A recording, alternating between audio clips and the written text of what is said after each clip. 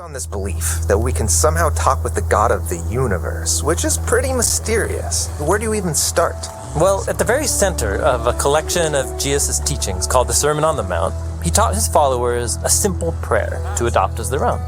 The prayer has two short halves, each with three requests. The first half focuses on God's purposes in the world, and then the second half addresses our concerns in day-to-day life.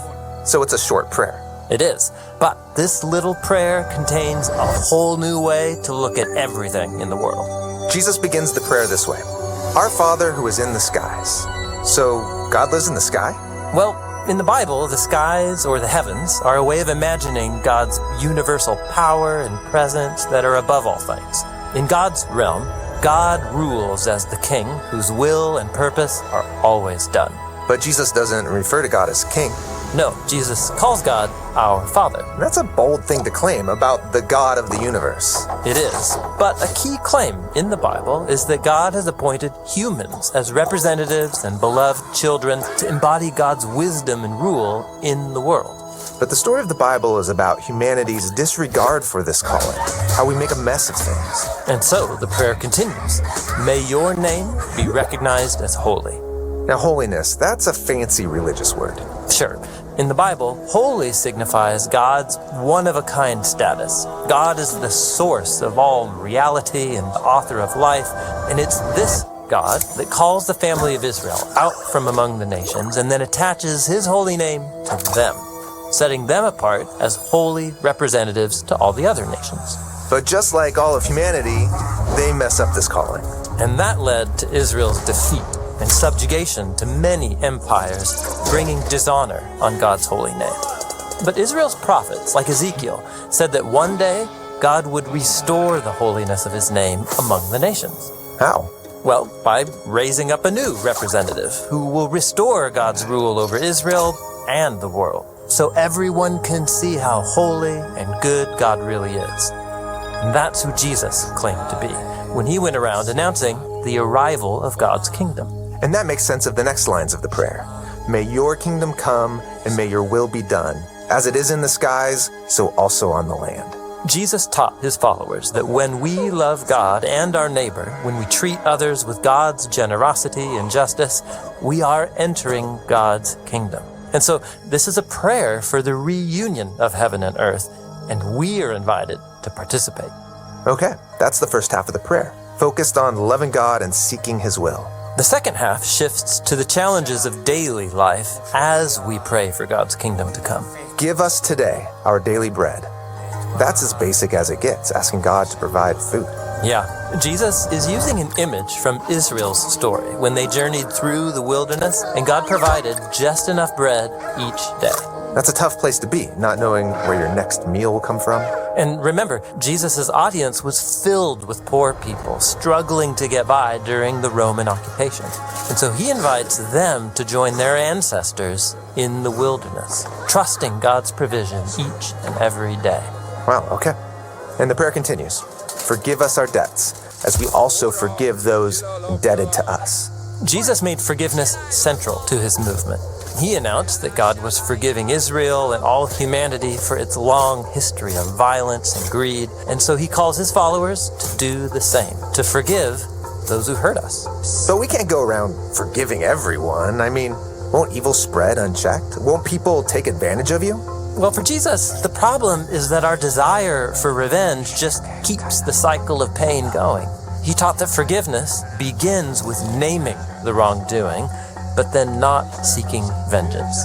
So that doesn't mean becoming best friends with the person who wronged you. No, but it does mean releasing my right to get totally even with them, and even learning to pray for their well-being instead. That kind of forgiveness requires radical trust in God. Yes, Jesus invites us to see that forgiveness is like breathing. In order to truly receive and take in God's forgiveness, you have to be in the habit of giving it out. The two work together as one. Finally, Jesus prays, don't lead us into the test, but deliver us from the evil one. So wait, God might test us? Well, remember the biblical story, how God appoints humans as his representatives in ruling the world? That opportunity presents them with a choice. Will they partner with God and rule by his wisdom? But Along with every choice, there's a voice whispering that we could do things our own way, by our own wisdom. And that voice twists the test into a trap and forces us to decide whose voice will we trust. So Jesus invites us to ask if we can be spared from tests altogether. Like, can I just live a normal life, please? But Jesus also knows that even normal life is full of choices that will force us to trust God or something else. And so when we find ourselves in a trial or a test, Jesus urges us to ask for protection from the evil one's lies. And with that, the oldest form of the prayer comes to an end. Short and powerful. But check this out. This is Jesus' own prayer that he prayed himself. Really? Yeah, the night before his execution, Jesus went to a garden to pray. And while he didn't want to die, he called out to my Father, saying, "Let your will be done, not mine." Oh, that is this prayer. May your kingdom come and your will be done. Jesus had been praying this way for so long that when his greatest test came, his arrest and execution, these were the words that carried him through. And Jesus was delivered from evil when God raised him from the dead. Right. In fact, it was through his act of self-giving love that God's forgiveness and heavenly kingdom came to earth. This is how God's holy name was restored. So this prayer that Jesus taught his followers, it's a way to make Jesus' story our story. The prayer invites us to daily trust God and to love and forgive each other so we can participate in the story of heaven and earth becoming one.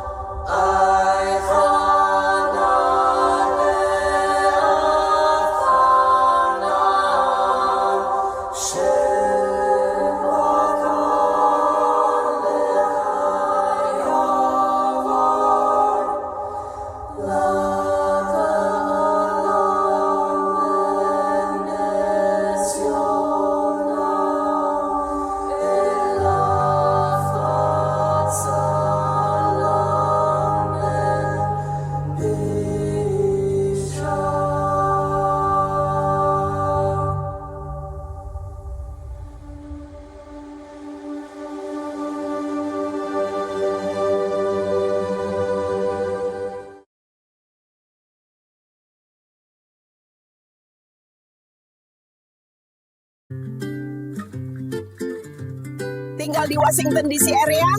Bingung hari Minggu mau gereja di mana? Kalau iya, ikut kita.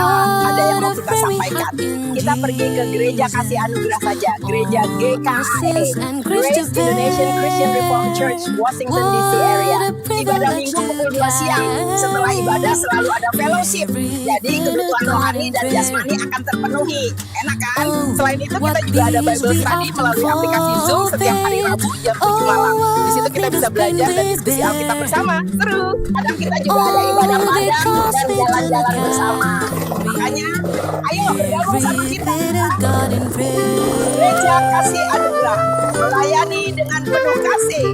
Hip hip hurra. Gereja Kasih Anugerah.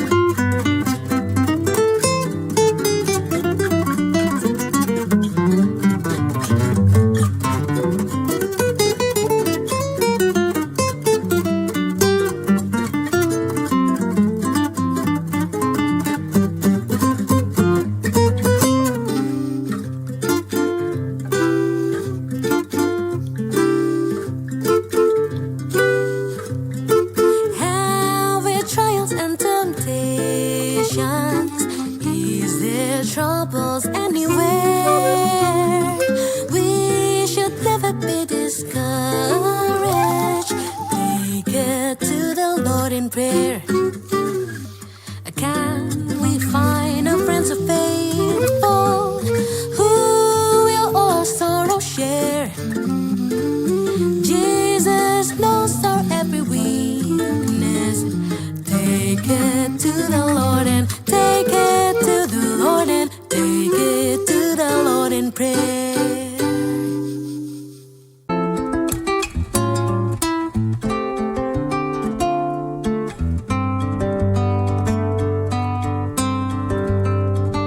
Oh Jesus, I have promised to serve thee to the end. Be thou forever near me, my master and my friend. I shall not fear the battle if thou art by my side, nor wander from the pathway if thou wilt be my guide. Oh, let me hear thee speaking in accents clear and still, above the storms of passion, the murmurs of self-will. Oh, speak to reassure me, to hasten or control. Oh, speak and make me listen, thou guardian of my soul. Ooh.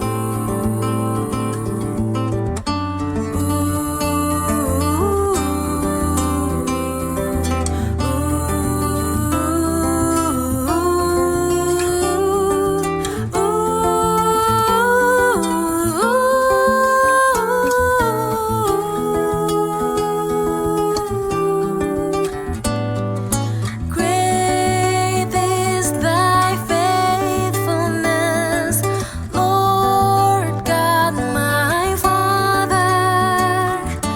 There is no shadow of turning with thee.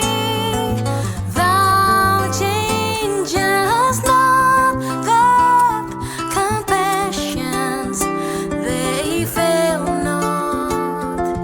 As thou hast been, thou forever with me. Great is thy faithfulness, great is thy faithfulness. Morning by morning, new mercies I see.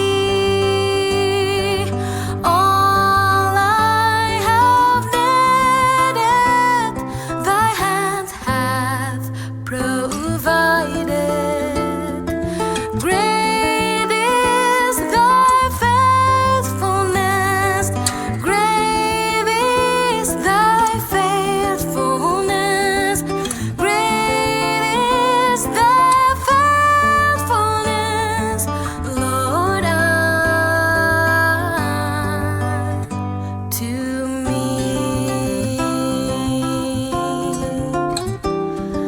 Lord, to me.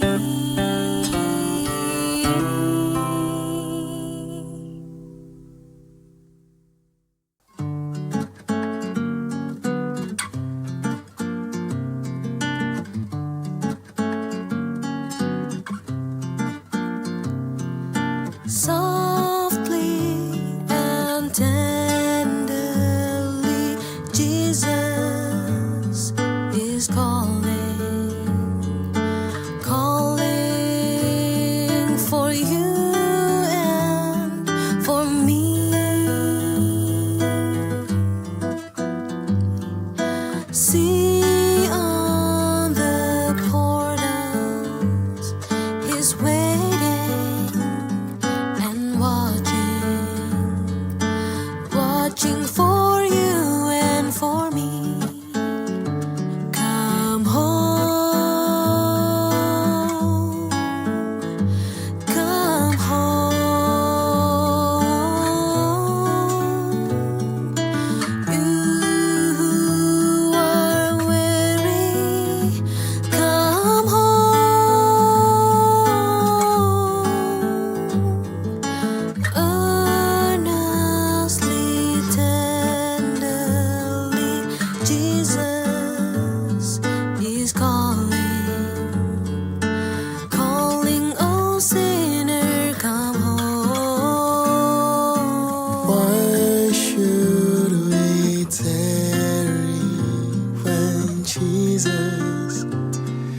is pleading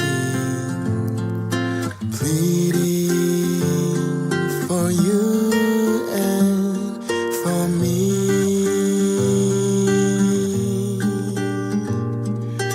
Why should we linger and heed not His mercies? Mercies for you and for me. Come home, Come home, come home. come home. You who are weary, come home.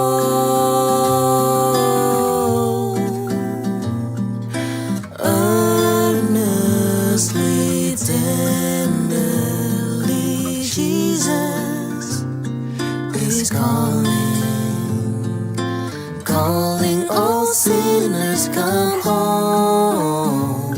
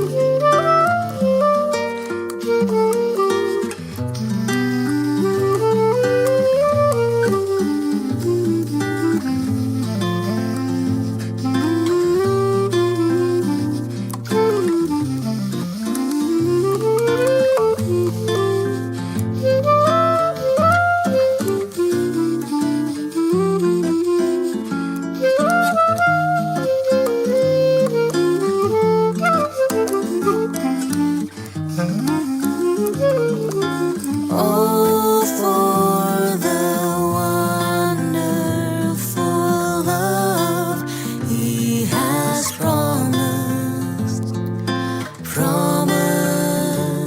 for you and for me.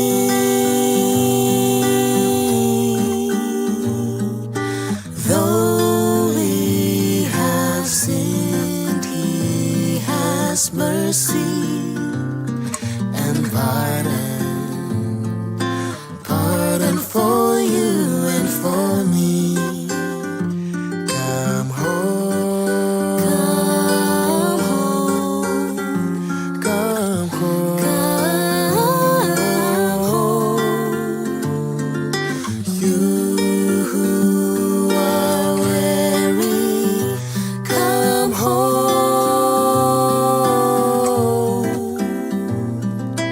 Earnestly, tenderly, Jesus is calling all sinners, come home. Calling all sinners, come home. Calling all sinners, calling all sinners, come home.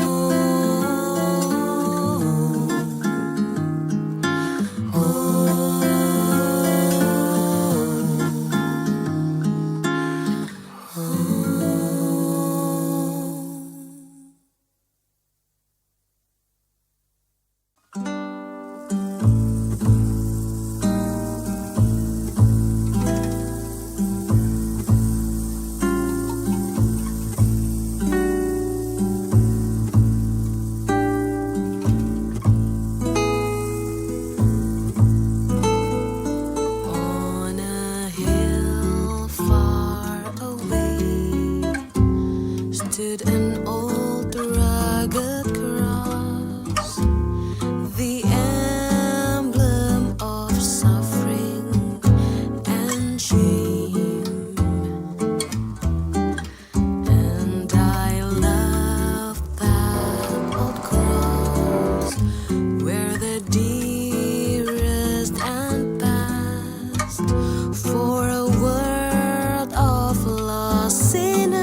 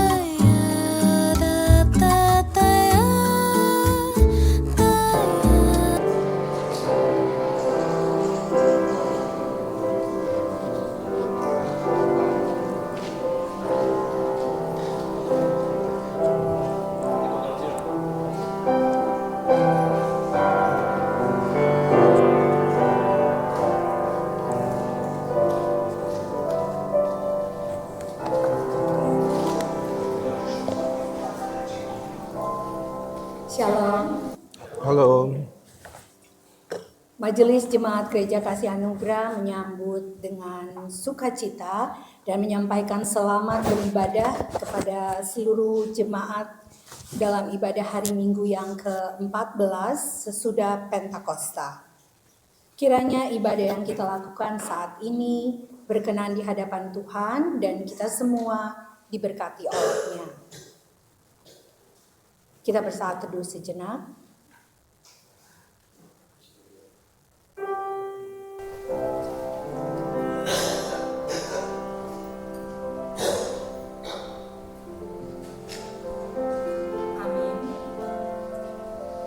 Mari kita menghadap Allah dengan hati yang tulus dan keyakinan iman yang teguh, oleh karena hati kita telah dibersihkan dari hati nurani yang jahat dan tubuh kita telah dibasuh dengan air yang murni. Jemaat Tuhan, mari kita bangkit berdiri. Kita bersyukur atas kesetiaan Tuhan dalam perjalanan kehidupan kita dengan menyanyikan Kidung Jemaat 19, Tuhanku Yesus.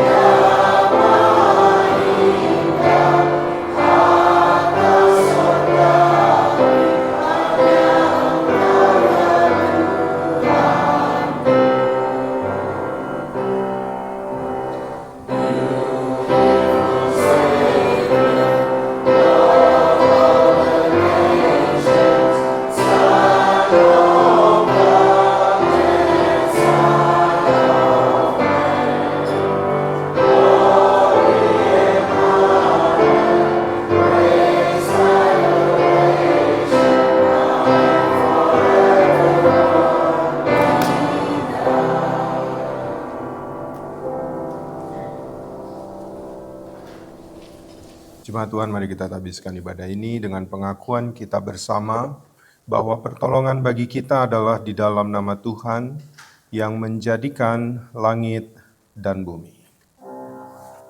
Amin.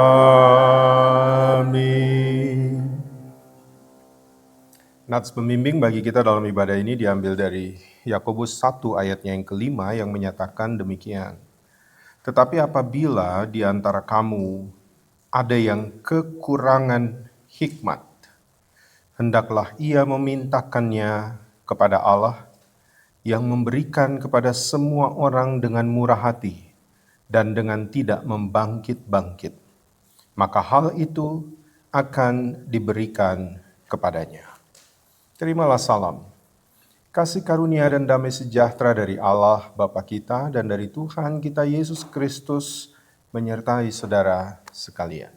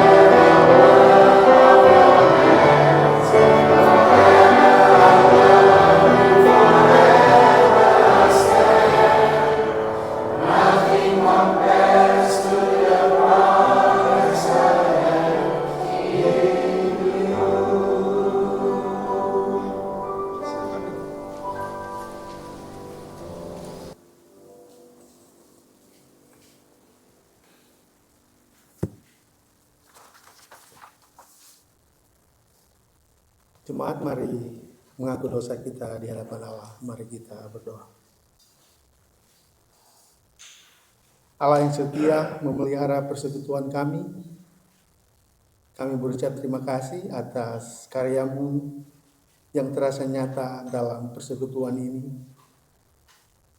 Layakkanlah kami untuk ada sebagai alat-Mu membangun persekutuan ini dan juga keluarga kami. Kehadiran kami kiranya untuk menyatakan berkat dan bukan menjadi batu sandungan. Jauhkanlah kami dari perkataan-perkataan serong dan menjatuhkan.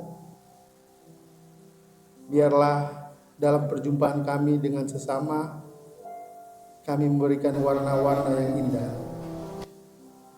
Mampukan kami untuk terus menyadari bahwa segala sesuatunya ada dalam pandangan-Mu ya Tuhan, dan tidak ada yang tersembunyi daripada-Mu.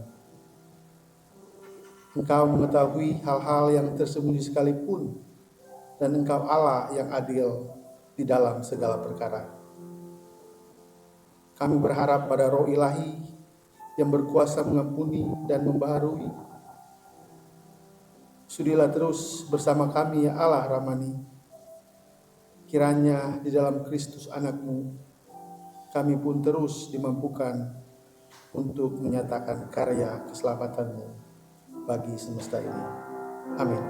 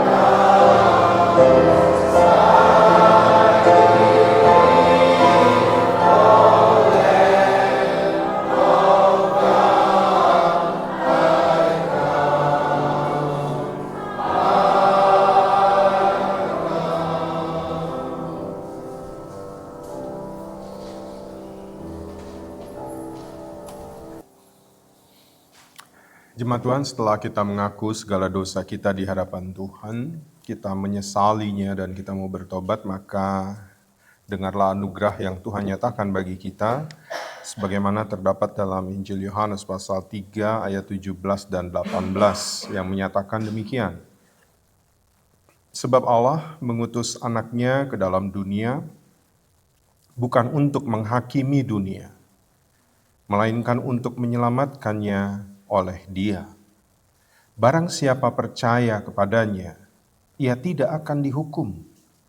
Barang siapa tidak percaya, ia telah berada di bawah hukuman, sebab ia tidak percaya dalam nama Anak Tunggal Allah. Maka berdasarkan firman Tuhan ini sebagai hamba Yesus Kristus, kami memberitahukan kepada saudara sekalian bahwa pengampunan dosa telah berlaku di dalam nama Bapa dan Anak dan Roh Kudus. Mari kita sampaikan salam damai kita.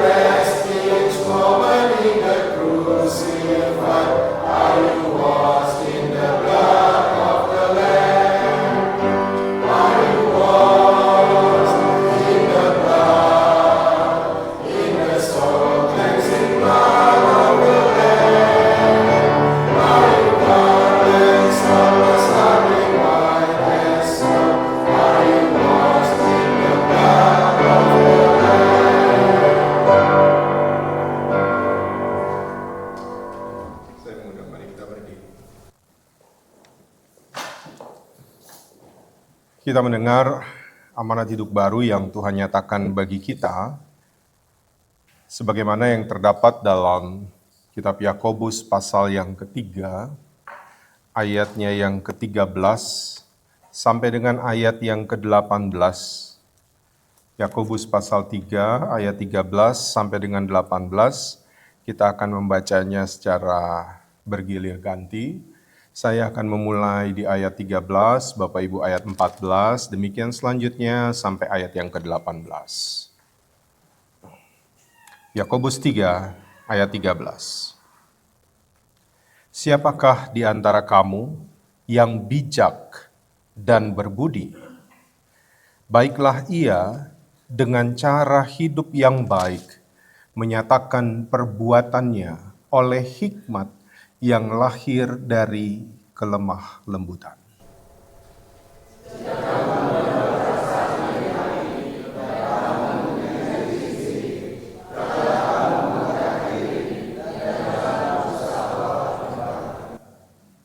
Itu bukanlah hikmat yang datang dari atas, tetapi dari dunia, dari nafsu manusia, dan dari setan-setan.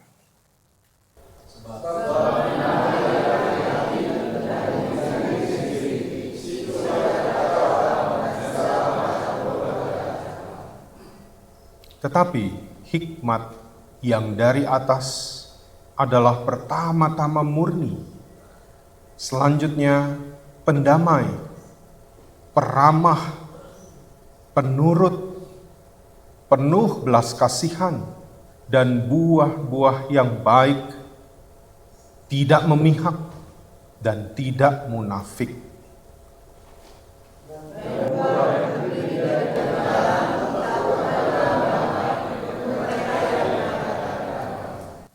Demikianlah amanat hidup baru bagi kita sekalian. Kiranya Roh Kudus menolong kita mewujudkan kemuliaan Allah dalam hidup kita dan di seluruh dunia. Praise God from whom all blessings flow. Praise Him all creatures here below. Praise Him above in heavenly hosts. Praise Father, Son, and Holy Ghost.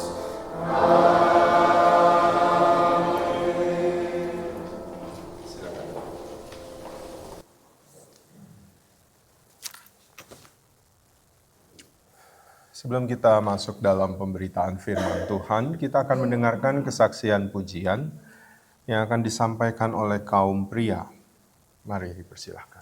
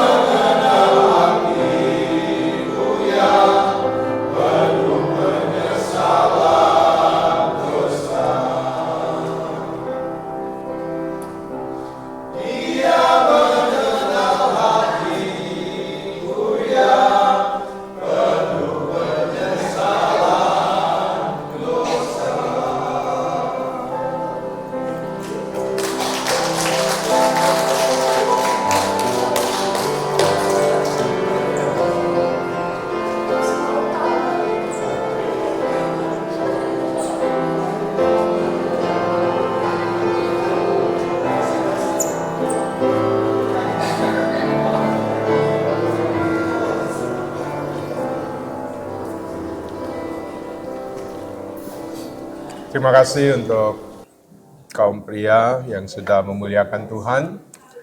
Untungnya, baiknya adalah syair dari lagu tadi paling terakhir adalah dia apa?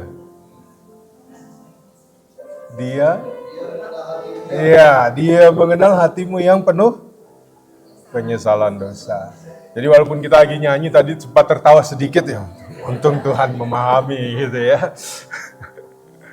Ya baik Bapak Ibu, kita persiapkan hati dan pikiran kita. Kita mau belajar kembali dari firman Tuhan.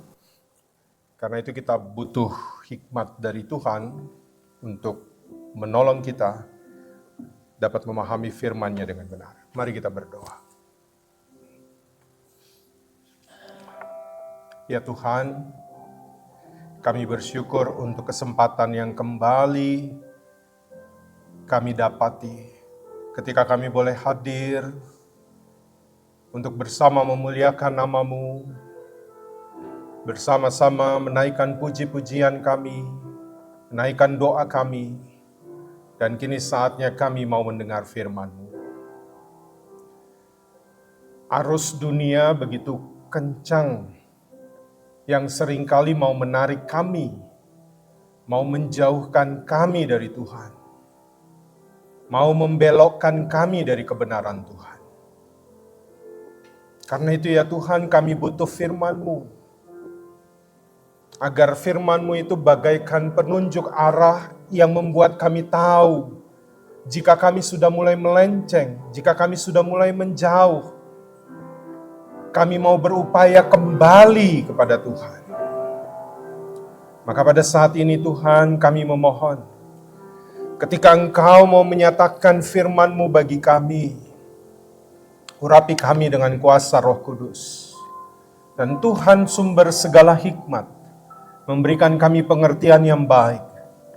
Sehingga firman-Mu bukan saja kami dengar dan kami nikmati pada saat ini, tetapi firman-Mu benar-benar menjadi pedoman yang mengubah hidup kami, agar hidup kami memuliakan Tuhan, dan kami boleh menjadi saksi-saksi Tuhan yang setia.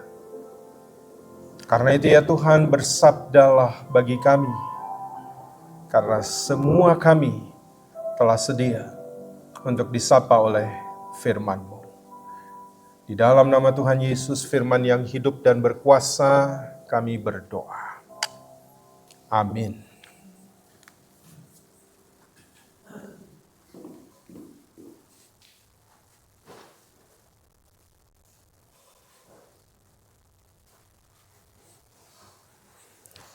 Jemaat yang dikasihi Tuhan, mari kita bangkit berdiri. Please rise. Untuk menyambut firman Tuhan, bacaan Alkitab hari ini dari 1 Korintus pertama ayat 18 sampai dengan 25 yang menyatakan, sebab pemberitaan tentang salib memang adalah kebodohan bagi mereka yang akan binasa. Tetapi bagi kita yang diselamatkan, pemberitaan itu adalah kekuatan Allah. Karena ada tertulis, aku akan membinasakan hikmat orang-orang berhikmat, dan kearifan orang-orang bijak akan kulenyapkan. Di manakah orang-orang yang berhikmat? Di manakah ahli Taurat? Di manakah pembantah dari dunia ini? Bukankah Allah telah membuat hikmat dunia ini menjadi kebodohan? Oleh karena dunia dalam hikmat Allah tidak mengenal Allah oleh hikmatnya, maka Allah berkenan menyelamatkan mereka yang percaya oleh kebodohan pemberitaan Injil. Orang-orang Yahudi menghendaki tanda, dan orang-orang Yunani mencari hikmat. Tetapi kami memberitakan Kristus yang disalibkan untuk orang-orang Yahudi suatu batu sandungan, dan untuk orang-orang bukan Yahudi suatu kebodohan. Tetapi untuk mereka yang dipanggil, baik orang Yahudi maupun orang bukan Yahudi, Kristus adalah kekuatan Allah dan hikmat Allah. Sebab yang bodoh dari Allah lebih besar hikmatnya daripada manusia, dan yang lemah dari Allah lebih kuat daripada manusia. Demikianlah pembacaan Alkitab. Berbahagialah orang-orang yang memegang peringatan-peringatannya, yang mencari Dia dengan segenap hati, yang juga tidak melakukan kejahatan, tetapi yang berjalan menurut jalan-jalan yang ditunjukkannya. Haleluya. Haleluya. Haleluya. Haleluya.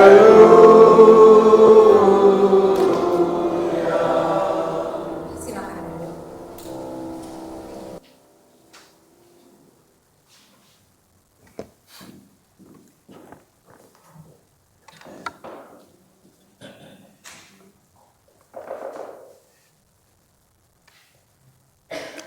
Ya, baik Bapak Ibu dan saudara-saudara yang dikasihi Tuhan, Shalom. Hari ini kalau kita lihat tadi ya, di dalam pembacaan Alkitab kita, Lembaga Alkitab Indonesia memberi judul Hikmat Allah dan Hikmat Manusia. Nah, berbicara tentang hikmat, saya mau bercerita dulu ya di awal tentang seorang yang mungkin kita kenal semua, yang hidup sudah lama, tapi dia orang yang bijak. Ya, dia mengakui tentang ajaran Kristus yang baik dan mulia. Tetapi dia sangat menyayangkan bahwa pengikut-pengikut Kristus tidak semulia ajarannya. Orang itu bernama Mahatma Gandhi. Nah, Bapak Ibu, ada sebuah kisah pada saat Mahatma Gandhi sedang belajar hukum di London, Inggris. Ada seorang profesor yang tidak jelas dia punya alasan mengapa dia tidak suka banget dengan Mahatma Gandhi. Dia sangat tidak suka. Ya.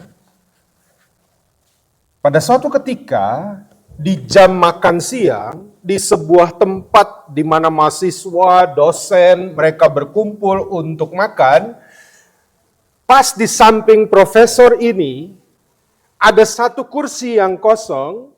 Dan akhirnya Mahatma Gandhi mengambil tempat di situ.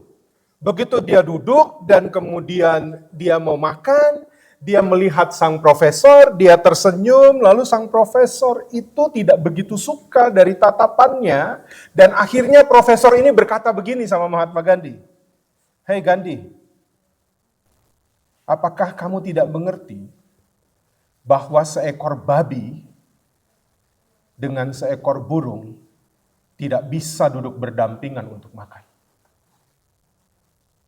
Tahu jawaban Mahatma Gandhi? "Oh baik, kalau begitu sekarang saya terbang." Berarti Mahatma Gandhi lagi bilang sama profesornya ketika dia duduk, dia bilang babi sama burung gak bisa duduk berdampingan. Berarti yang babi siapa? Hebat dia. Ya. Dia bilang, "Oke, kalau gitu saya terbang." Langsung dia pergi. Gitu ya. Dan profesor ini kaget gitu ya, dan dia dendam. Besoknya mereka ketemu. Ya, ketemu di dalam kelas, profesor ini mengajar, lalu dia pointing langsung ke Gandhi. "Hai Gandhi," dia bilang, "andai kamu sedang berjalan tiba-tiba, dan kamu menemukan ada dua tas, satu tas berisi uang, dan satu tas berisi kebijaksanaan, mana yang kamu pilih?" Gandhi langsung jawab dengan cepat, "Uang." "Doi, kan? Uang," dia bilang begitu. Profesor langsung ketawa, masuk jebakan dia. "Kalau saya memilih kebijaksanaan." Lalu Gandhi jawab apa? "Kenapa saya memilih uang? Karena saya akan mengambil apa yang tidak saya punya." Lama Bapak Ibu baru sadar, wah hebat dia ya gitu ya. Dia bilang bahwa saya akan ambil apa yang saya nggak punya. Saya nggak punya uang. Kalau kebijaksanaan saya punya. Jago dia. Ya. Namun gak berhenti sampai di situ. Tambah marah profesor ini, tambah dendam dia. Lalu akhirnya pada saat satu tes gitu ya, profesor udah, Gandhi, oke, kamu ikut di kelas saya, sekarang kita tes, begitu tes, tiba-tiba semua kumpul, dia langsung tulis di lembar jawabannya Gandhi. Nggak ada nilai, tapi dia cuma tulis, idiot. Dan dikembalikan ke Gandhi. Bapak Ibu tahu, Gandhi tenang. Dan kemudian dia pergi, akhirnya begitu kelas selesai, dia pergi ke profesor, dia pegang dia punya lembar jawaban, dan dia bilang sama profesor, terima kasih Anda sudah tanda tangan di lembar jawaban saya. Siapa yang idiot? Saya mengingat kisah ini, ya, bahwa Gandhi itu begitu punya kebijaksanaan untuk merespon sesuatu yang tidak baik, tapi dengan cara yang sangat brilian. Gitu. Padahal yang profesor siapa? Gitu ya. Nah, Bapak Ibu, tahukah bahwa beberapa orang berpikir bahwa hikmat itu sama dengan pengetahuan? Enggak. Mungkin profesor itu berpengetahuan yang lebih hebat pada saat itu dari Gandhi, tapi ternyata ketika dia berdebat dengan cara-cara yang sederhana, kita bisa menemukan bahwa, wow, Gandhi bisa dengan cepat dia merespon dengan lebih baik. Nah, kenyataannya adalah orang berpengetahuan belum tentu berhikmat. Pengetahuan itu hanya terbatas teori, tetapi hikmat itu lebih dari sekedar teori. Dia harus mempraktekkan apa yang dia pahami dengan sangat baik. Hikmat bukan cuma soal kemampuan berpikir untuk seseorang disebut pintar. Tapi hikmat itu sangat berkaitan dengan kedewasaan dan pengalaman kehidupan. Maka ingat, Alkitab mengajarkan kepada kita, permulaan hikmat adalah takut akan Tuhan. Itu lebih dari pengetahuan. Anda bisa dapat pengetahuan sekarang, buka ChatGPT, DeepSeek, you name it. Anda bisa cari pengetahuan di sana. Tetapi apa yang Anda tahu belum tentu membuat Anda berhikmat. Sampai di sini Bapak Ibu bisa pahami ya. Oke. Nah, ada sebuah permasalahan yang dihadapi jemaat di Korintus. Orang Korintus itu di kehidupan mereka itu sangat dikelilingi orang-orang yang intelektual yang sangat baik. Mereka orang-orang Yahudi ada di sana yang tahu tentang Taurat. Mereka belajar dengan sangat baik tentang Taurat. Di sana juga hidup orang-orang Yunani yang dikenal sangat filosofis cara berpikirnya. Dan mereka suka berdebat. Orang-orang di Korintus itu suka berdebat. Orang yang suka berdebat itu orang yang punya pengetahuan yang sangat mumpuni. Nah itu konteks jemaat di Korintus. Nah, masalahnya adalah jemaat-jemaat Korintus, artinya kalau bilang jemaat Korintus ini orang-orang yang hidup di Korintus tapi yang sudah Kristen, yang sudah percaya Kristus, mereka itu di dalamnya juga ada orang Yahudi, ada juga orang non-Yahudi yaitu Yunani, dan mereka sedang berhadapan dengan perpecahan, sedang berhadapan dengan persaingan, sedang berhadapan dengan sikap sombong mereka. Yang satu merasa, kami umat pilihan Allah, Taurat diberikan bagi kami. Yang satu bilang, kami orang yang sangat cerdas, kami orang yang sangat berpengetahuan, kami mempunyai hikmat yang sangat baik. Mereka sombong. Ini konteksnya. Jadi kita bisa memahami, Paulus berhadapan dengan jemaat yang begini. Sehingga pada saat itu, sebagian jemaat itu akhirnya kagum kepada sosok orang-orang yang punya pengetahuan baik. Nah, Bapak Ibu, Di antara mereka yang berpengetahuan baik ini, dua kelompok besar ini, ketika jemaat Korintus bersentuhan dengan berbagai filsafat dunia pada waktu itu, mereka lalu menganggap diri berhikmat, dan ketika mereka melihat, mereka langsung menilai kebenaran Injil berdasarkan apa yang mereka dapat dari orang-orang di sekelilingnya. Ini saya pelan-pelan nih Bapak Ibu ya, untuk menjelaskan. Mereka berusaha menilai Injil, apa yang mereka terima dari Tuhan, dengan apa yang mereka dapat dari lingkungan cara berpikir mereka.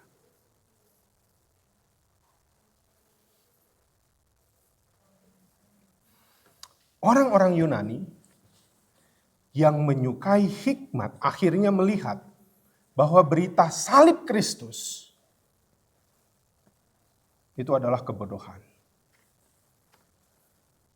Sebagian dari mereka mempercayai bahwa ada konsep dewa yang menjadi manusia. Ini bayangin nih, orang berhikmat. Mereka orang Yunani percaya ada dewa yang menjelma berinkarnasi jadi manusia.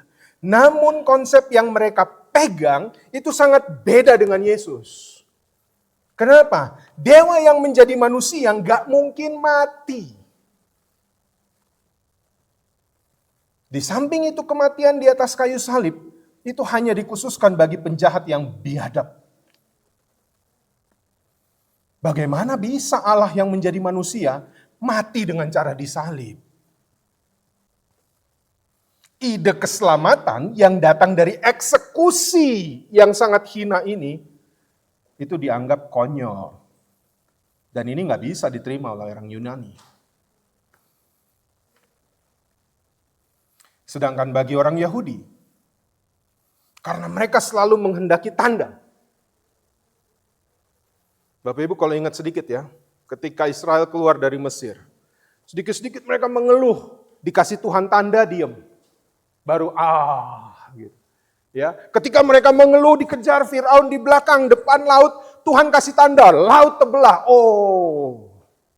Ketika mereka haus, bagaimana ini? Kami mati kehausan di padang gurun ini. Musa langsung ketok itu batu keluar tanda. Senang mereka. Sehingga mereka cara berimannya selalu harus ada tanda. Harus ada tanda.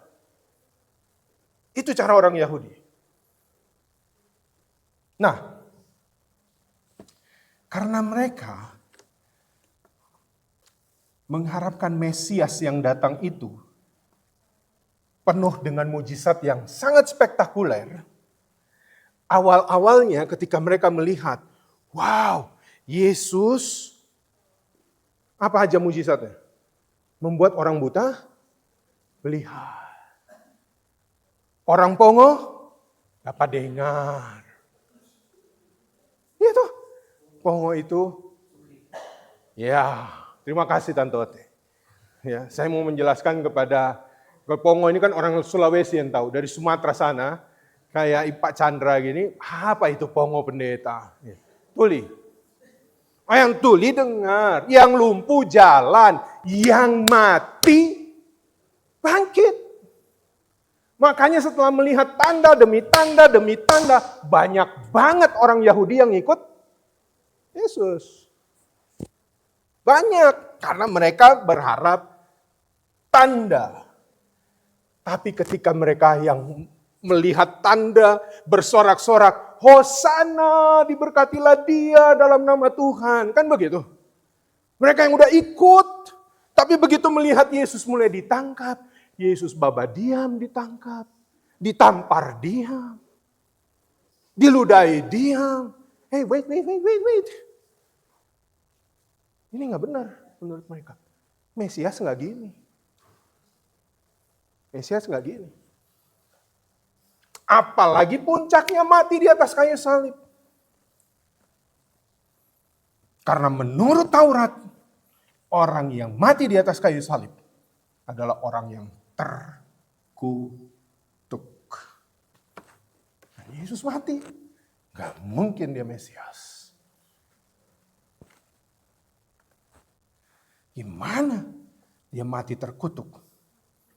Dan bagi mereka itu batu sandungan. Itulah mengapa Paulus bilang, bagi yang satu kebodohan, bagi yang satu batu sandungan. Dan saya mau bilang sekarang, Bapak Ibu, ingat baik ini. Hikmat duniawi tidak bisa membantu manusia mengenal dan memahami karya Allah. Kenapa? Karena dalam perjalanannya kita belajar, apalagi mulai dari zaman Yesus, bahwa Allah membalikkan, saya selalu bilang begini, sering saya akan bilang ini, Allah membalikkan standar dunia. Justru kekuatan sejati itu ada di dalam kelemahan salib yang dianggap mereka batu sandungan. Justru kekuatan sejati itu ada, hikmat sejati itu ada di dalam salib yang dianggap sebuah kebodohan. Karena kalau kita memahami kisah Alkitab dari perjanjian lama, bahkan sampai perjanjian baru, justru apa yang dianggap lemah oleh manusia, itu menjadi kuat karena ada rencana Allah di dalamnya. Yang dianggap bodoh, justru menyelamatkan. Paulus ingin menunjukkan bahwa cara kerja Allah itu jauh dari logika manusia. Saya ambil contoh sekarang ya. Beberapa kisah dalam Alkitab dengan sempurna menggambarkan prinsip yang Paulus ajarkan, bahwa yang dianggap bodoh. Bagi yang suka ikut Bible study, kita lagi belajar kitab Hakim-Hakim. Apa yang dianggap bodoh? Salah satunya ada dari tokoh hakim yang dipakai Allah untuk menolong Israel, yang bernama Gideon. Gideon itu pengecut. Orang-orang masih hidup di atas, dia udah kerja di bawah, cari tempat ngumpet. Tapi justru malaikat Tuhan datang kepada dia, yang ketakutan, yang pengecut, justru dibilang, hai pahlawan yang gagah, berani. Kalau saya jadi Gideon, enggak salah kan? Kita lagi ketakutan. Tapi kenapa disebut pahlawan yang gagah? Berani. Dan apa yang mau dibuat Bapak Ibu? Tahukah Bapak Ibu, dalam kisah Gideon, dia meminta tanda-tanda Tuhan berikan. Dan akhirnya dari puluhan ribu orang Israel yang tadinya mau lawan musuhnya 32.000 orang. Dari ribuan, akhirnya mulai dikikis, jadi tinggal berapa? 300. Pernah lihat film 300? Itu inspirasinya saya rasa dari situ. Cuma 300 lawan 32.000. Apa yang dianggap lemah justru itu yang dibuat Allah untuk mengalahkan yang kuat. Itu dari kisah Gideon. Banyak kisah Bapak Ibu. Saya ambil contoh lagi. Apa yang dianggap lemah menurut dunia? Pernah tahu satu nama yang bernama Daud.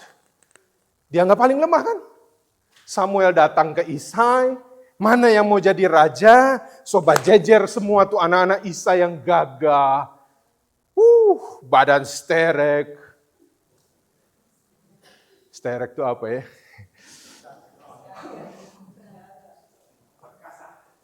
Six pack. Bukan family pack kayak begini gitu kan. Yang six pack. Semua dijejer. Samuel bilang, pasti salah satu dari ini. Tuhan bilang, no. Tanya lagi sama Isai, masih ada. Datang dari sana, kucul-kucul, unyu-unyu, masih merah, masih muda, kecil. Gak cocok jadi raja. Tapi justru itu yang dipilih. Lawannya siapa nanti? Goliat. Yang satu pun, Bapak Ibu harus tahu kisah Goliat. Satu pun orang Israel, 40 hari berhadap-hadapan dengan Filistin. Gak ada satu pun yang berani maju. 40 hari berhadap-hadapan. Setiap Goliat maju, Israel totofore. Mati torang. Mati torang. Ngapa tuh raksasa di muka? Tapi apa yang Tuhan pakai? Daud yang kecil, kemerah-merahan. Apa yang dianggap lemah, justru itu yang dipakai Tuhan untuk mengalahkan dunia. Lihat ya, secara konsisten cerita kisah-kisah ini ditampilkan. Apa yang terpandang hina? Sekarang ambil contoh tokoh perempuan. Maria. Maria orang Nazaret. Yang dipilih Allah untuk menjadi ibu dari bayi Yesus. Bukan orang kalangan terhormat. Bukan ada di singgasana. Orang biasa yang gak dianggap. Itu yang dipilih Tuhan. Berita Paskah. Yang pertama tahu siapa? Perempuan yang gak pernah dihitung. Bapak Ibu lihat ya, secara konsisten. Bahwa apa yang dianggap lemah oleh dunia. Justru itu yang dipakai Allah. Terakhir, murid-murid Yesus. Dari 12, banyak yang buta huruf, kasihan. Betul. Gak dianggap. Matius pemungut cukai, dia yang pintar. Makanya Bapak Ibu kalau baca Matius selalu menjelaskan secara detail. Cara menulisnya berbeda. Tapi apa yang tidak dipandang dunia, itu yang dipakai Allah. Justru mereka-mereka yang dianggap rendah, dianggap hina, dianggap bodoh. Para nelayan ini dipilih Tuhan untuk meniadakan yang berarti. Bahkan kekaisaran Romawi dan sinagoga. Tujuannya apa? Supaya tidak ada seorang pun yang merasa bermegah diri di hadapan Allah. Maka di saat ini saya mau mengajak kita miliki hikmat Allah. Karena kalau nggak miliki hikmat Allah, kita nggak bisa memasukkan dalam akal kita cara kerja Tuhan dalam hidup kita. Sekarang saya ambil contoh sederhana. Saya minta tolong Pak Joshua Simbolon tampilkan gambar yang pertama yang saya minta tolong ditampilkan. Ya, sebentar ya Bapak Ibu. Saya minum sedikit. Ya. Saya mau tanya sekarang. Kalau Om Dery dikasih kemampuan dan punya uang, mau beli lukisan ini, harga berapa Om Dery kasih harga?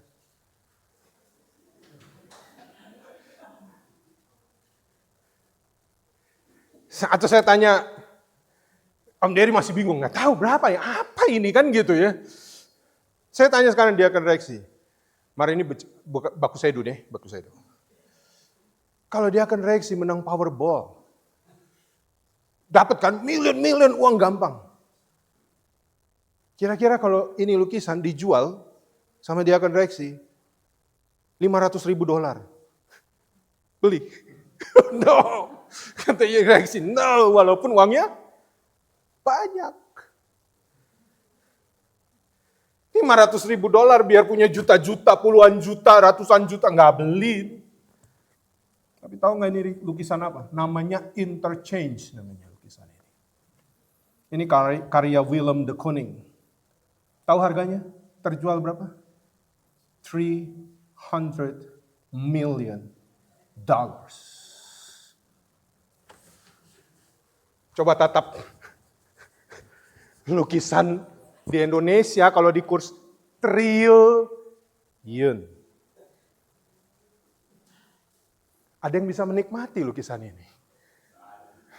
B aja kan? Iya. $300 million for this. Dan orang beli. Coba cuma tulisan apa kalau Bapak Ibu lihat? Apa sih ini? Ini kalau abstraknya bilang nih banyak orang. Terus di sini ada tulisan, cuma tulisan orange, red, yellow. Orang enggak buta warna kasih nggak mesti kasih tulis itu. Tapi lukisan ini $300 miliar. Nggak masuk akal buat kita. Ini tahu nggak lukisannya dia bilang apa? Ini cuma figur manusia yang berada di ruang publik. Dan ini kisahnya tahu nggak tentang di mana? New York. Mana New Yorknya?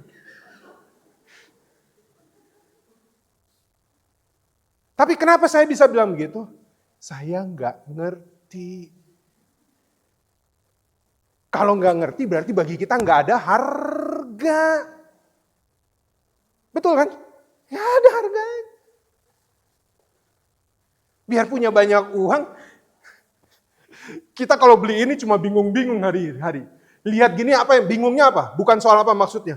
Kenapa kita mau keluar 300 miliar untuk ini? Ya. Tapi ini kenyataan. Dan saya mau sampaikan kepada saudara, kenapa kita nggak bakal beli 300 miliar? $10 juga kita masih pikir kadang-kadang. Nggak ngerti apa lukisannya. Tapi bagi orang yang memahami, dia menilai ini dengan sangat tinggi. Maka saya mau ajak kita melihat ada satu gambar yang luar biasa yang menggambarkan tentang salib Yesus. Gambar yang kedua. Bapak Ibu jarang melihat ini. Ini lukisan dari seorang yang bernama Salvador Dali. Dia melukis Yesus. Apa bedanya Bapak Ibu lihat? Angle-nya beda, dia lihat dari atas. Nggak ditampilkan tentang penderitaannya. Tapi dia memperlihatkan tentang the beauty of power of Jesus. Dia menahan itu untuk manusia. Dia ajak kita melihat dari angle yang berbeda. Yang jarang kita lihat, biasanya kita cuma lihat secara horizontal. Tapi ini dia ajak seperti helikopter view dari atas. Apa yang dia maksudkan? Dia mengajak, hai manusia, lihatlah apa yang Sang Bapa lihat ketika putra tunggalnya sedang tersalib. Kalau kita menangis karena kita melihat darah bercucuran. Tetapi dari lukisan ini pandangan dramatis secara vertikal. Bukan cuma artistik, tapi mengandung makna filosofis, spiritual, dan teknis yang amat dalam. Oh, nanti kalau saya lihatkan gambar yang berikut, Bapak Ibu akan tertakjub. Tapi saya inikan dulu. Saya jelaskan dulu. Apa maksud dari gambar ini? Dia melihat dari atas, dibilangnya God's eye view. Tidak perspektif dari penonton manusia yang biasa dari horizontal. Tapi kita melihat peristiwa penyaliban dari level atas, bukan dari tanah.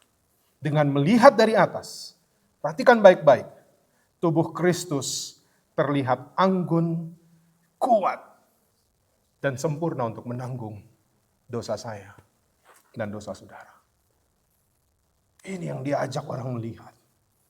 Fokusnya bukan pada penderitaan kemanusiaan Yesus, tetapi pada pengorbanannya yang mulia dan kemenangannya atas kematian. Lihat, Bapak Ibu kalau lihat dengan baik,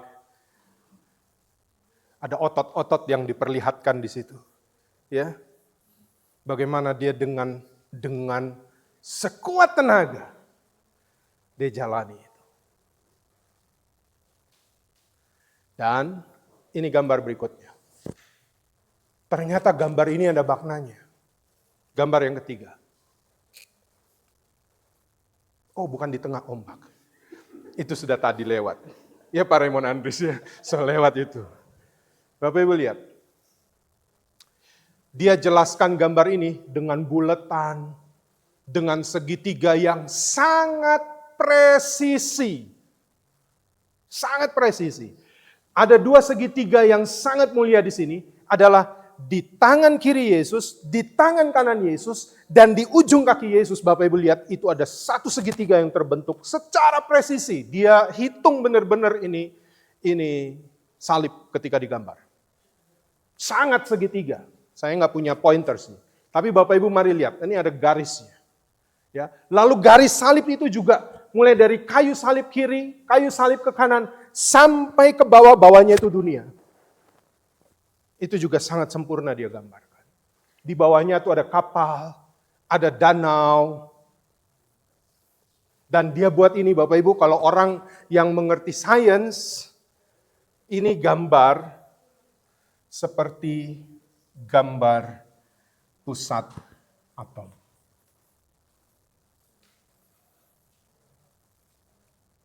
Dali atau Salvador Dali ingin menunjukkan bahwa Kristus adalah pusat dari alam semesta, sosok yang sangat indah dan transender. Itu disebutnya hypercube dan struktur atom sebagai pusat segala sesuatu. Bagi orang yang tidak memahami, orang anggap ini mungkin gak berharga. Sekarang saya tanya, kalau Diakin Rexy menang Powerball, $1 million, will you buy it? Kenapa? Karena Anda ngerti maksud dari gambar ini. Bapak Ibu, saya mau bilang gini, hati-hati. Ketika kita tidak mengerti karya dan jalan Tuhan dalam hidup kita, kita tidak akan menghargai apa yang Tuhan buat bagi kita.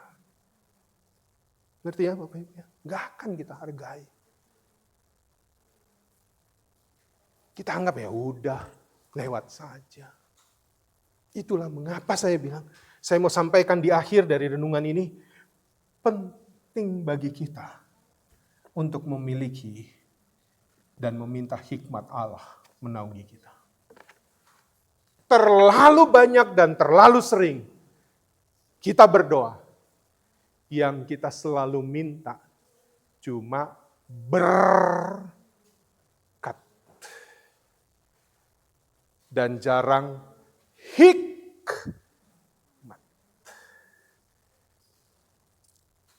Hitung.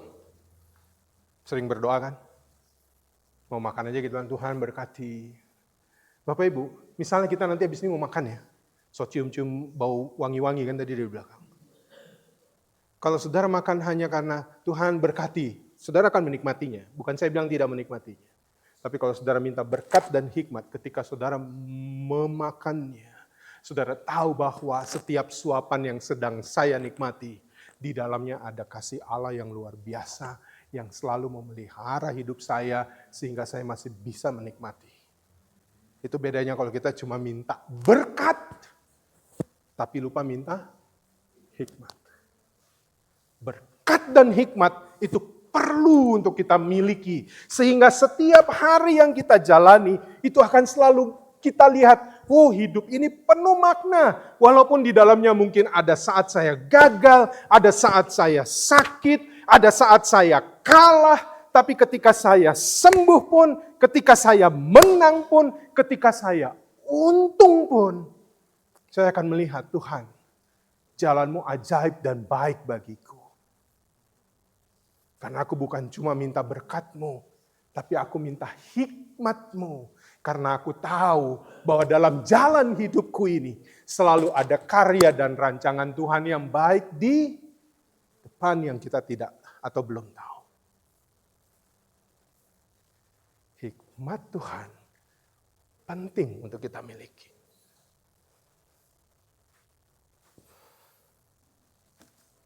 Maka saya berdoa. Saya mau bilang bukan salah Bapak Ibu minta berkat. Saya pun berdoa ada minta berkat. Tapi sangat penting untuk meminta hikmat Allah. Karena hikmat Allah bukan sekedar kecerdasan atau kepandaian. Melainkan cara pandang kita untuk melihat bagaimana Tuhan menilai, bagaimana Tuhan mengarahkan, bagaimana Tuhan punya rencana yang begitu baik dalam hidup kita.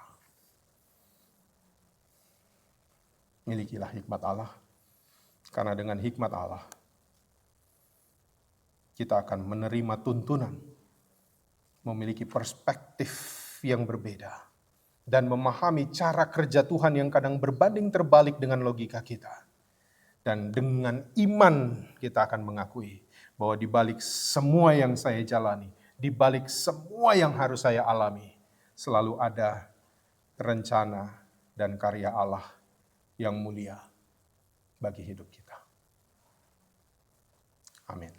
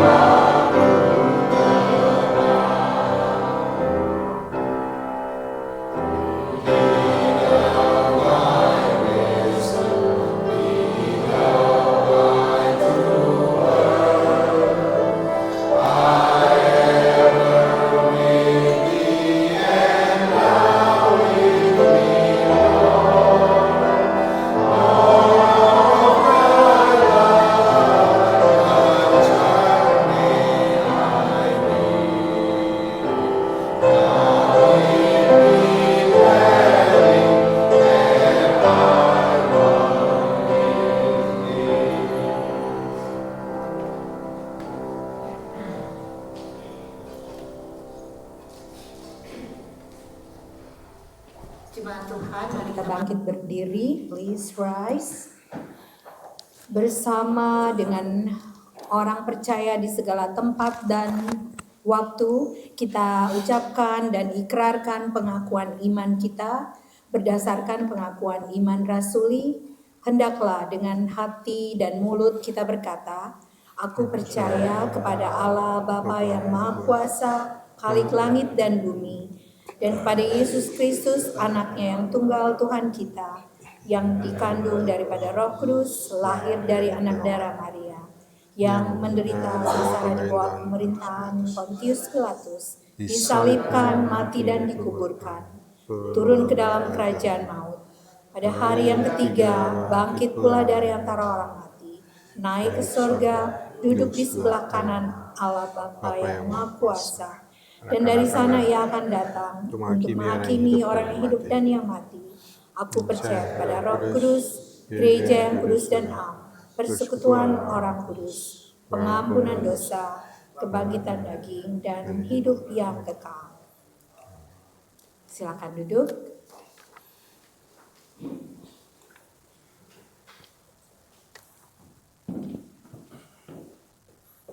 Mari kita satu dalam doa. Terima kasih untuk firman-Mu yang sudah Engkau nyatakan bagi kami. Terima kasih untuk hikmat yang Tuhan curahkan bagi kami, sehingga dengan pengertian yang baik kami memahami firman-Mu, dan itu akan menjadi pedoman dalam kami menjalani kehidupan kami hari lepas hari.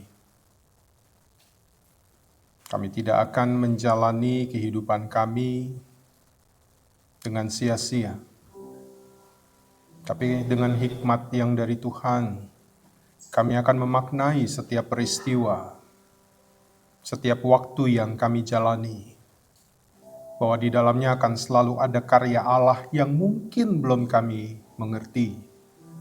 Tetapi Roh Kudus akan menuntun kami, hikmat Tuhan yang menaungi kami akan membuat pada satu hari kami akan mengerti karya agung-Mu yang mulia, yang Kau nyatakan dalam kehidupan kami. Terima kasih Tuhan untuk firman-Mu.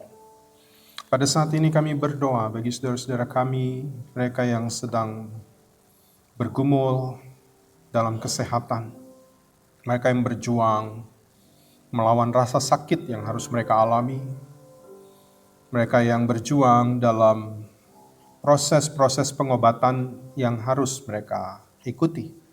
Maka kami berdoa saat ini Tuhan, kami mohon kuasa-Mu menyertai mereka.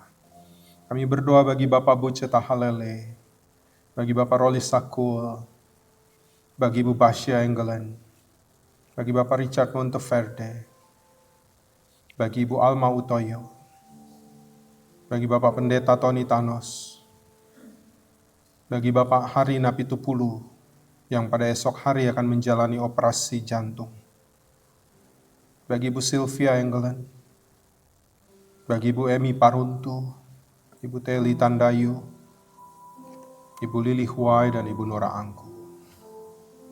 Kami percaya akan ada pertolongan Tuhan, penyertaan Tuhan,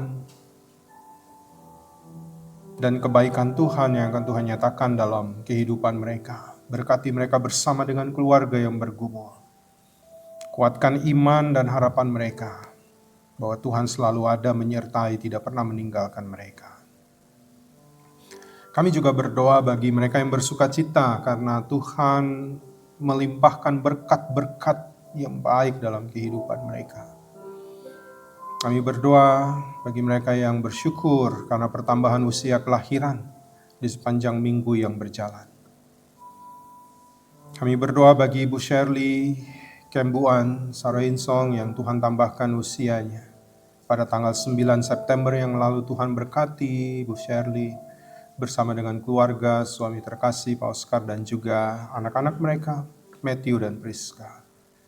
Biar dalam anugerah Tuhan, hikmat Tuhan bertambah-tambah dalam hidupnya. Sehingga apapun peran yang ia jalani, baik sebagai istri, sebagai ibu, dalam pekerjaan maupun dalam pelayanan, ia boleh selalu menjadi saluran berkat Tuhan yang indah. Karuniakan kesehatan, kekuatan kepadanya. Kami juga berdoa bagi Ibu Cynthia Sinaga Boru Purba, yang Tuhan juga tambahkan usia pada tanggal 9 September yang lalu. Tuhan berkati Ibu Cynthia, hikmat Tuhan bertambah-tambah baginya di dalam mendampingi suami dan juga bersama-sama mendidik, mengasihi, dan mengasuh anak-anak mereka, Josephine, Jennifer, dan juga Jessica. Biarlah anugerah Tuhan menaungi kehidupan keluarga mereka. Ibu Cynthia boleh menjadi berkat yang indah di tengah keluarga bagi suami, bagi anak-anak, begitu juga dalam kehidupan hari lepas hari dimanapun dia berada. Kami juga berdoa bagi Ibu Mira Mangindaan, yang juga Tuhan tambahkan usianya pada tanggal 9 September yang lalu. Tuhan berkati Ibu Mira di dalam segala hal yang ia lakukan, di dalam pekerjaannya, di dalam keluarga, sebagai istri, sebagai ibu, dan di dalam pelayanannya. Biarlah hikmat Tuhan menaungi.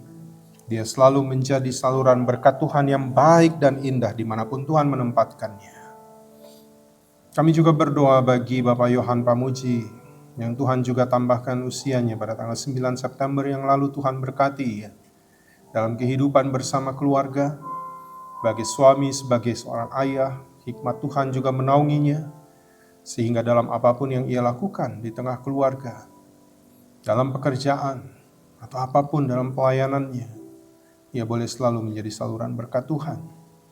Demikian kami juga bersuka cita untuk saudari kami terkasih Altia Utoyo, yang Tuhan juga tambahkan usia pada tanggal 12 September yang lalu. Tuhan berkati Altia dalam hidupnya, hikmat Tuhan menaunginya, rancangan yang terbaik boleh ia jalani dalam penyertaan dan perlindungan Tuhan. Kami berdoa juga pada saat ini bagi beberapa jemaat kami, mereka yang sedang masuk dalam masa kehamilan. Terkhusus kami berdoa bagi kehamilan Ibu Yesika Tandayu yang dalam beberapa minggu ke depan akan menjalani proses persalinan. Tuhan berkati baik bayi, baik sang ibu ada dalam penyertaan Tuhan, sehingga proses demi proses boleh dijalani bersama dengan Tuhan. Dan kami yakin Tuhan bekerja mendatangkan kebaikan. Demikian juga kami berdoa bagi Ibu Kesia Sinaga Lapian. Juga dalam masa kehamilannya, Tuhan berkati ia. Baik bayi yang ada di dalam kandungannya maupun Ibu Kesia, dalam pemeliharaan penyertaan Tuhan diberikan kekuatan, kesehatan, sampai dengan masa persalinannya nanti. Kami bersyukur untuk mereka yang melayani dalam ibadah ini. Tuhan berkati mereka. Majelis yang bertugas Penatua, Ibu Teti dan Diakon Reksi, pianis Ibu Mira Mangindaan, tim IT, Bapak Joshua Simbolon, Saudara Joshua KH. Demikian juga untuk translator Ibu Florence Patipelohi. Terima kasih untuk mereka yang sudah boleh mempersembahkan karya mereka, talenta mereka untuk memuliakan Tuhan melalui pelayanan ini. Biarlah hikmat Tuhan senantiasa menaungi dan mereka boleh menerima berkat demi berkat yang baik dari Tuhan. Hamba berdoa bagi seluruh jemaat-Mu, Engkau berkati. Apapun yang mereka gumuli, kami percaya Tuhan turut campur di dalamnya, mendatangkan kebaikan. Namun yang terlebih hamba mohon saat ini, karuniakanlah kepada mereka hikmat sorgawi, pengertian yang baik dari Tuhan, dalam menjalani hidup, sehingga hidup akan dijalani dengan penuh makna, dengan penuh rasa syukur, bukan dengan penuh rasa menggerutu. Kami berdoa bagi perdamaian dunia, Tuhan berkati para pemimpin Tuhan, hikmat-Mu menaungi mereka. Terkhusus bagi bangsa Amerika, bangsa Indonesia, biarlah ada dalam penyertaan Tuhan. Dan anugerah Tuhan boleh nyata bagi dunia dalam perdamaian.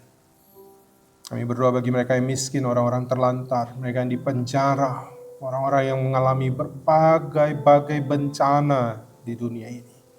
Mereka yang menangis, berseru, meminta pertolongan Tuhan. Datanglah kiranya kasih karunia Tuhan, berkat Tuhan kepada mereka melalui anak-anak Tuhan. Akhirnya hamba berdoa ketika kami semua akan memasuki minggu yang baru. Kami memasuki dengan minggu yang baru dengan semangat yang baru. Karena kami percaya hikmat Tuhan menaungi kami.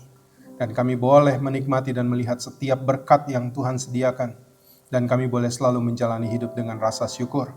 Karena apapun yang kami alami, kami percaya bahwa Tuhan ada dan Tuhan turut bekerja dalam kehidupan kami, dalam keluarga kami, dalam pekerjaan kami. Terima kasih Bapa di sorga, ini doa dan pengharapan kami, ampunilah dosa dan salah kami. Doa ini kami naikkan hanya di dalam nama Tuhan Yesus yang sudah mengajar kami berdoa. Bapa kami yang di sorga, dikuduskanlah namamu, datanglah kerajaan-Mu, jadilah kehendak-Mu di bumi seperti di sorga. Berikanlah kami pada hari ini makanan kami yang secukupnya, dan ampunilah kami akan kesalahan kami, seperti kami juga mengampuni orang yang bersalah pada kami. Dan janganlah membawa kami ke dalam pencobaan, tapi lepaskanlah kami daripada yang jahat, karena Engkau yang punya kerajaan dan kuasa dan kemuliaan sampai selama-lamanya. Amin. Kita akan mendengarkan persembahan pujian yang akan disampaikan oleh kaum ibu. Dipersilakan.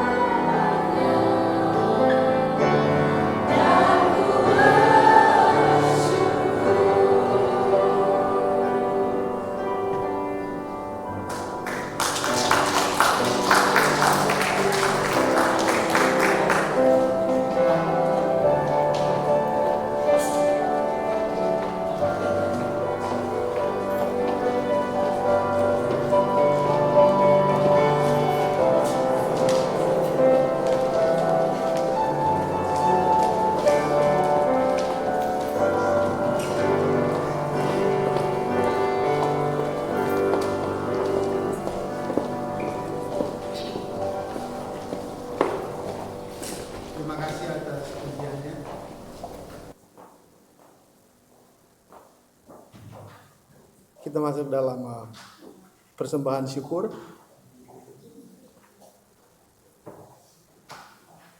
Marilah kita mengucap syukur kepada Tuhan dengan memberi persembahan kepadanya. Dengarlah nas Alkitab dari 2 Korintus 8 ayat 12 yang menyatakan, sebab jika kamu rela untuk memberi, maka pemberianmu akan diterima. Kalau pemberianmu itu berdasarkan apa yang ada padamu, bukan berdasarkan apa yang tidak ada padamu. Tuhan memberkati saudara dan persembahan saudara.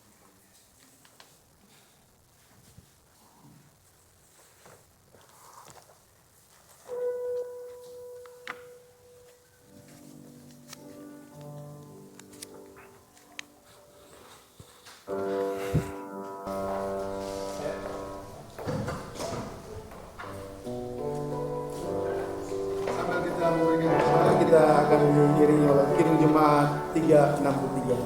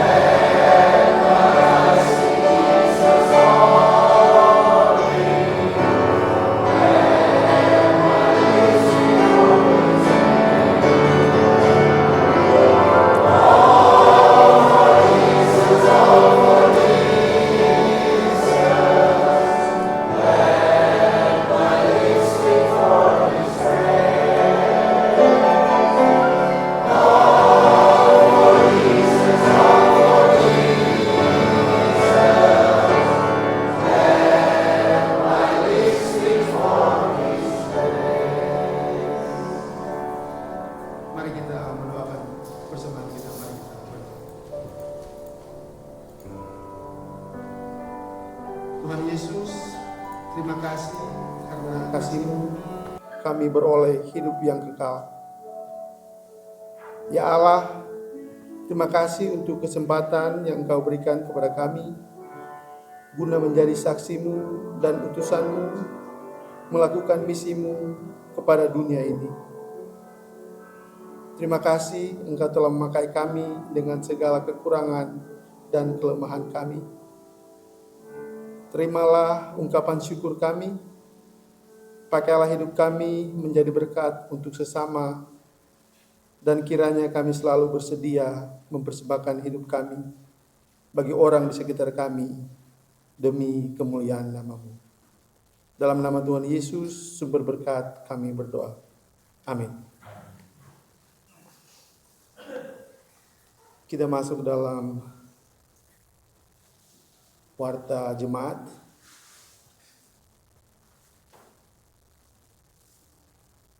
Majelis dan jemaat GKA mengucapkan banyak terima kasih kepada Bapak Pendeta Samuel KH yang telah melayani ibadah sore hari ini. Tuhan memberkati Bapak Pendeta Samuel dan keluarga. Dan juga buat pianis kita pada sore hari ini, Ibu Mira Mangidan. Terima kasih atas pelayanannya, Tuhan Yesus memberkati. Dan juga buat tim IT, Bapak Joshua Simbolon dan Joshua KH, terima kasih atas pelayanannya, Tuhan Yesus memberkati.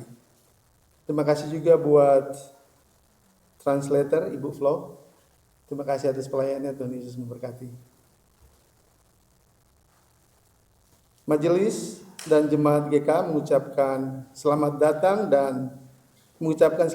datang kepada jemaat yang baru pertama kali datang untuk beribadah pada minggu ini.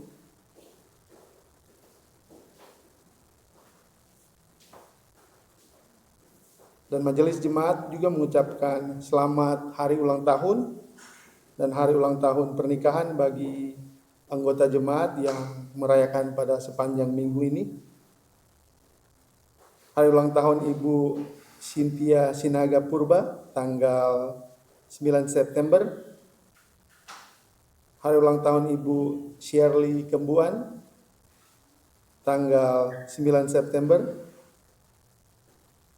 Hari ulang tahun Ibu Mira Mangindaan tanggal 9 September. Hari ulang tahun Bapak Yohan Pemuji tanggal 9 September. That's a lot of names. Kiranya Tuhan Yesus memberkati.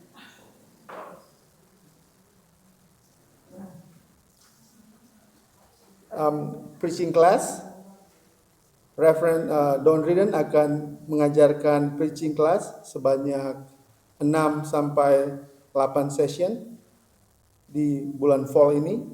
Bagi anggota jemaat yang tertarik mengikutinya, silakan menghubungi majelis jemaat.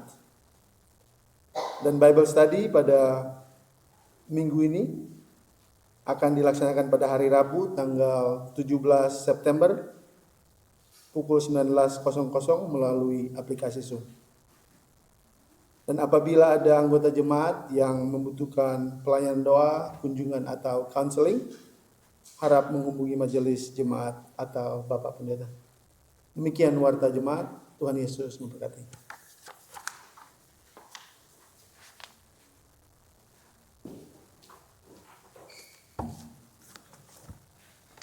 Baik Bapak Ibu, kita akan masuk dalam amanat pengutusan. Saya undang mari kita berdiri. Kini lanjutkanlah perjalanan hidup ini dalam damai sejahtera Tuhan dan dengan penuh hikmat Tuhan. Jadilah pelaku firman Tuhan dimanapun Tuhan mengutus saudara. Come on.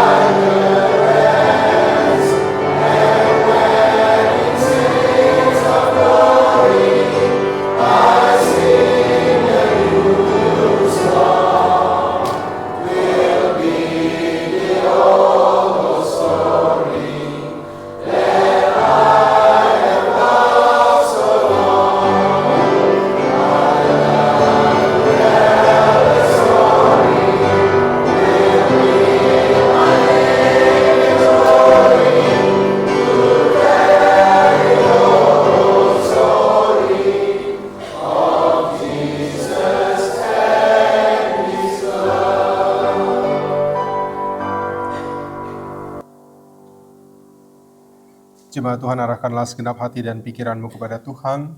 Pulanglah dalam damai sejahtera Tuhan dan terimalah berkat-Nya. Tuhan memberkati engkau dan melindungi engkau. The Lord bless you and keep you. Tuhan menyinari engkau dengan wajah-Nya dan memberi engkau kasih karunia. The Lord make His face shine on you and be gracious to you. Tuhan menghadapkan wajah-Nya kepadamu dan memberi engkau damai sejahtera. The Lord turn His face toward you and give you peace. Hallelujah, hallelujah.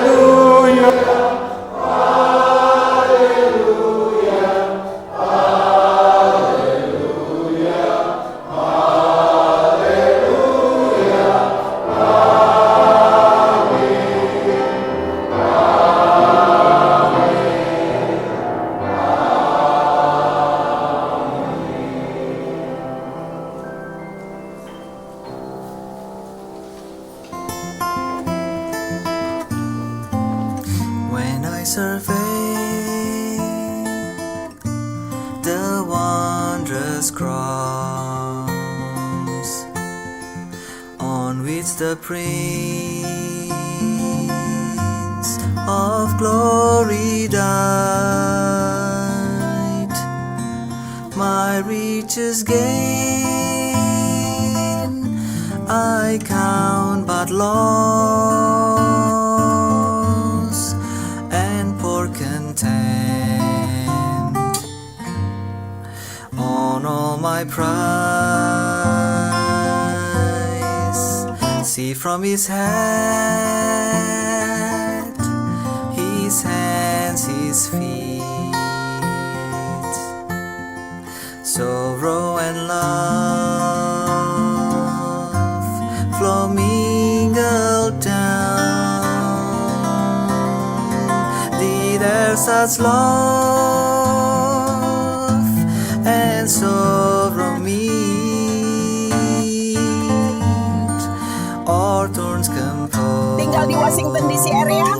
Bingung hari Minggu mau gereja di mana? Kalau iya, ikut kita. Ada yang mau kita sampaikan. Kita pergi ke Gereja Kasih Anugerah saja. Gereja GKAE, Grace Indonesian Christian Reformed Church, Washington DC area.